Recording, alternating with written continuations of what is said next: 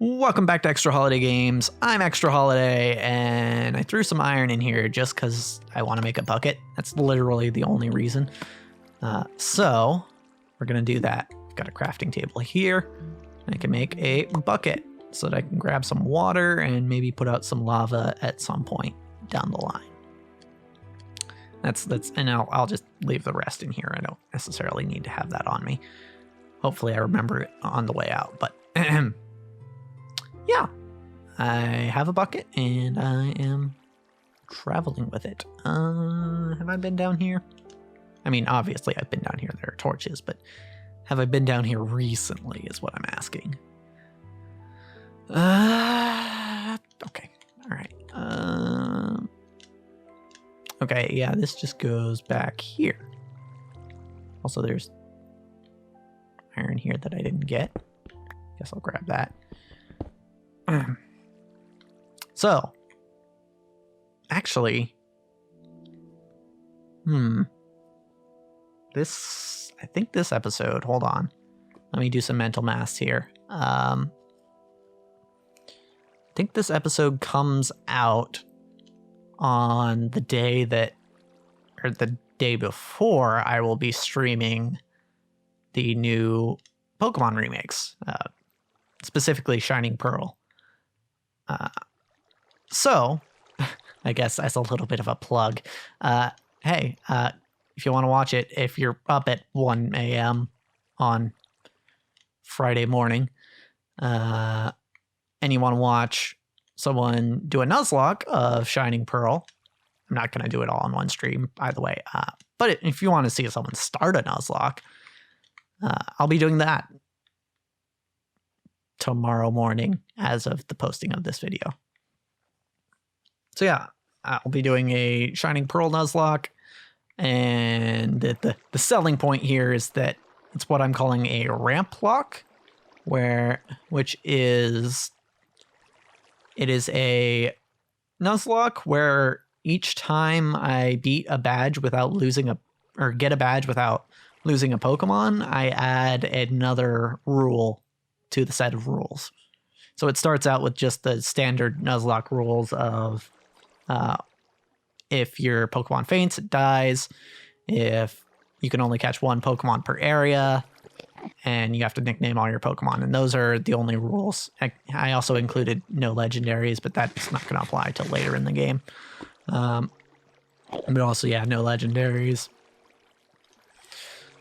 So, but then, I think, I was just working on the layout for this, so I should be able to remember what the rules were, the additional rules. The first one I know is changing the battle mode to set instead of shift, so that I can't just immediately swap out Pokemon when I am... oh, fuck, it's an Enderman. Okay. Hold on. Before I go back to talking about the Nuzlocke, this is gonna be scary. Hey. Ow. Where'd he go? There's two ways he can approach me from. Where'd you go? Wait, where? Is he gone? I can still hear him. He's not gone.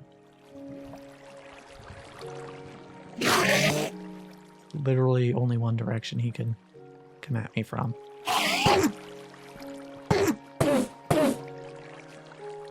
Sounds like he's getting hurt. I don't know how.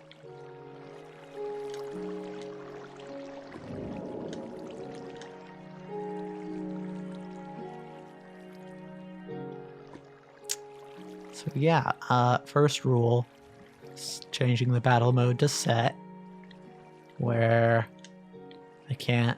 So normally when you knock out a Pokemon, like an opponent's Pokemon, it'll ask you if you want to change Pokemon. It'll tell you what Pokemon they're sending out, and it'll ask you if you want to change Pokemon. Set means you can't do that. It doesn't tell you, and it doesn't allow you to switch without using a turn. Okay, well, this is spooky. And then What's the next rule? The next rule was, I think it was no items in battle, except for Pokeballs. Because, you know, it means no potions in battles, none of the X items, which boost stats.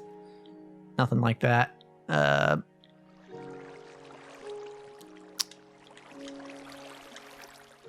Yeah. So, and then so on and so forth with the rules.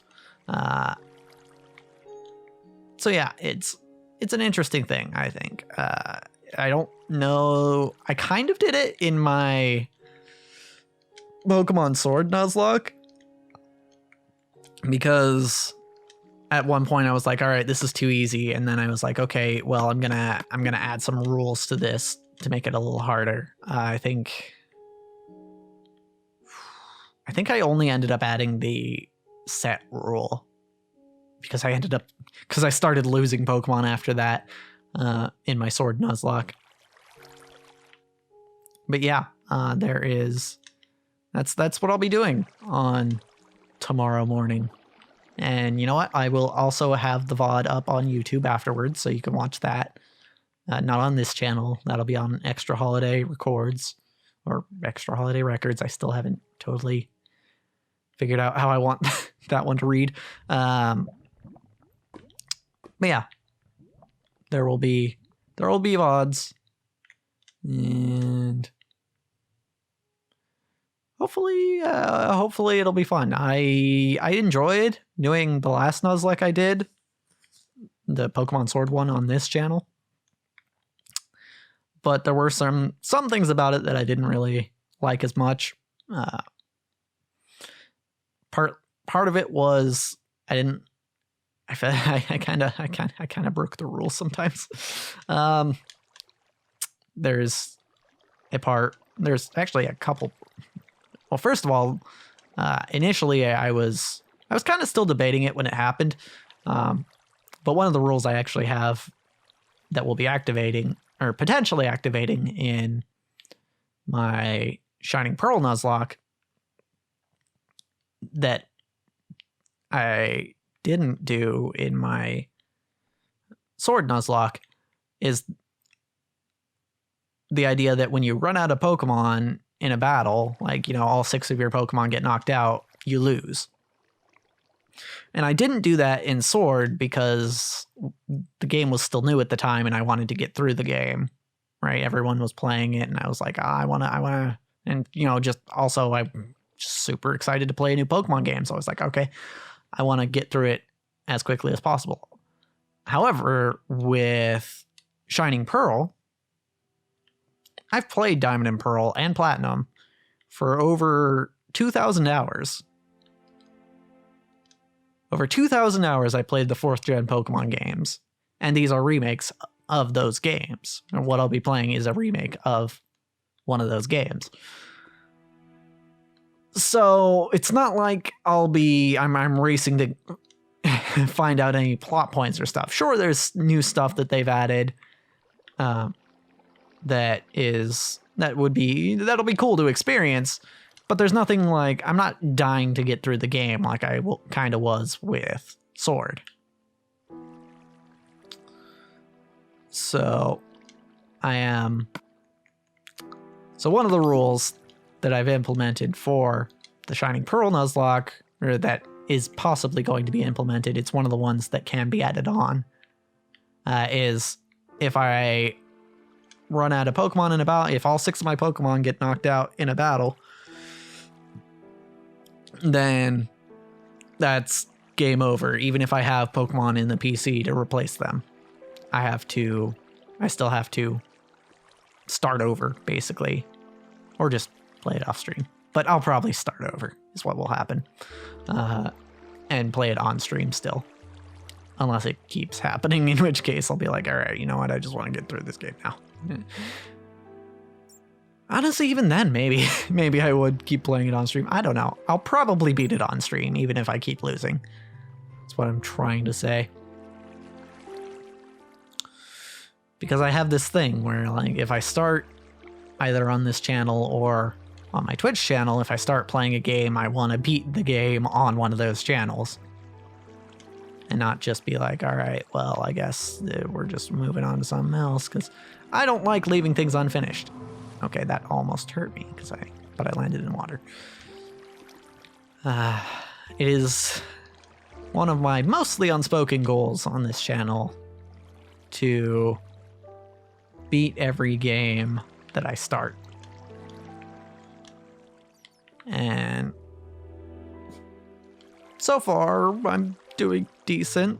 There's still one or two games that I haven't quite gotten through to beating yet. In fact, I have a list. I keep a list specifically because I plan on going back to these games. But that's something I am definitely interested in, is going back to those games and beating them, because I want to be able to say, okay, I'm done with this game because I beat it, right? Like, I completed the game. I don't need to play it anymore, right? Because I guess I explained this in one of the previous Minecraft episodes, but I am one of those people who's like, I want to get as much out of a game as possible. And I feel like that might stem from just growing up with not a lot of games, like maybe more than some people had, but still, it's not like, first of all, there weren't nearly as many good games when I was a kid. Most games were like mediocre at best, and even then I was still, decently happy to play them, but to find an actually good game was somewhat rare back then. Like, you could rely on stuff from, like the first party stuff from Nintendo, or Crash Bandicoot games were good, or certain franchises were pretty consistently good, and stuff from certain companies. But there were a lot of people making games that weren't all that good at making games, because people have gotten better at making games in the past 20 years. God, I started playing games more than 20 years ago. But yeah, people have gotten better at making games. So now there's a ton of good games. Like, anywhere you look, there's a good game. Like, you look on Steam, there's a good game. You look on Nintendo eShop, there's a good game. It's significantly harder to run into bad games now. And also part of that is just because the internet exists, and if a game is bad, you can look up and see if a game is bad before you actually buy it, which technically you could do before, but you'd have to get like a magazine or something and hope that they had a review for that game in the magazine, which wasn't always the case. So yeah, you could do it before, but it wasn't nearly as convenient as it is now. So yeah, bad games just don't get bought nearly as much now. Not that they never get bought, because yeah, they still do. Oops, supposed to leave one there, I believe. Yeah, okay. Now we just bust this one. Yeah, okay. But yeah, but because I had so few games and even fewer good games. Oh wait, I could have just, okay, well, never mind this. No, I'm gonna leave that be. I wanted to savor every game, because, who knows when I was gonna get the next game. Truly, I did not. Now I have some amount of disposable income, and pretty much any game I want I can buy. But in fact, I have bought a number of games that I haven't even played. Like, a lot of them. Especially on Steam. And they just have those sales. It's like, oh, I want this game. Like, I don't know if I'm going to play it anytime soon, but I want it. I'm probably going to play it eventually, right? So I might as well get it.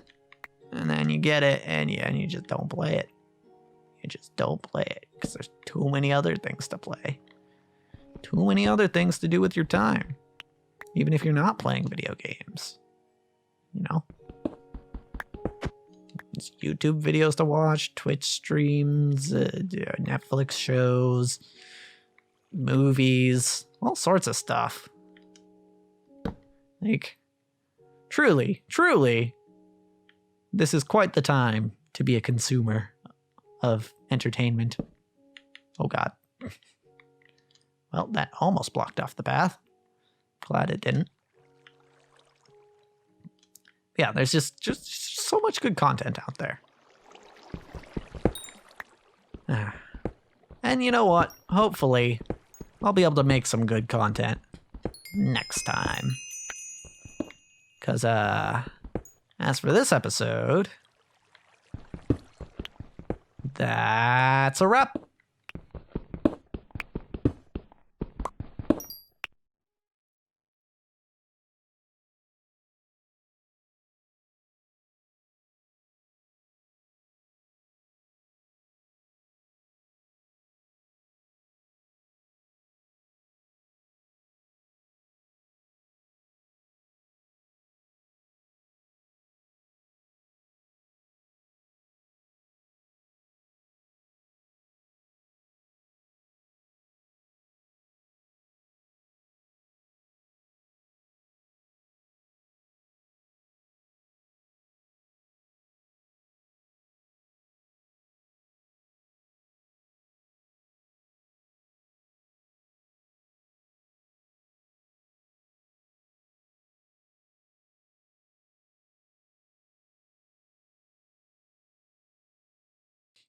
Who am I kidding?